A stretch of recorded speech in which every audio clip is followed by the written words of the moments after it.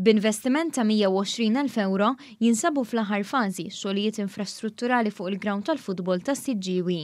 Bl-għajnuna tal-Gvern sar xogħol biex tissaħħaħ din il-faċilità sportiva li ċertu elementi fiha setgħu kienu ta' periklu għal mijiet ta' tfal u żgħażagħ li jattendu ta' kuljum għat-taħriġ. Il-perits tal-proġett spjegat li bħala parti mix-xogħlijiet inbnew ħitan mill-ġdid u saret ċibka tal-azzar flimkien ma' struttura angolata biex l-ilma tax-xita jiżżerżaq u ma jinġemax. Il-ħajt betarajnih kellu bżonn jissaħħaħ u għalhekk għamilna xogħlijiet meħtieġa biex jissaħħaħ. Tellajn ma ridniex immissu it-turf. Allura ħallejna l-ħajt li hemm eżistenti, tellajna ħajt ieħor u mlejnih bejnietom imlejnih bil-konkos u għamilna coping. Il-President tal-Klabb Mario Caruana spjega li minħabba dawn il-problemi infrastrutturali, il-klabb ma setax jiffoka fuq l-an primarju tiegħu, jiġifieri it-taħriġ sportiv. Saħaq ukoll li kieku ma kienx għall-għajnuna tal-Gvern, il-klabb żgur li ma setax jidħol għal dan l-investiment.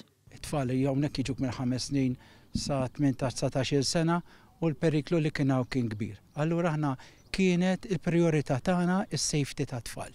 Il-Ministru għat-Trasport, Infrastruttura u Proġetti Kapitali Ian Borch spjega li apparti xogħlijiet fil-komunitajiet, id-Dipartiment tal-Proġetti Kapitali wettaq ukoll ħidma fi proġetti sportivi bħalma diġà sar fi grounds oħra.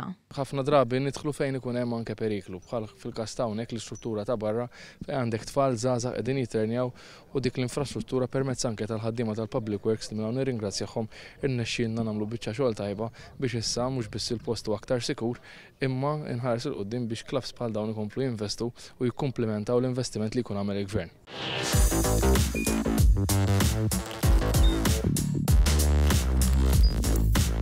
Idħol fuq one.com.mt u hemmhekk tista' tara l-programmi kollha li jxandru fuq One permezz ta' One Play.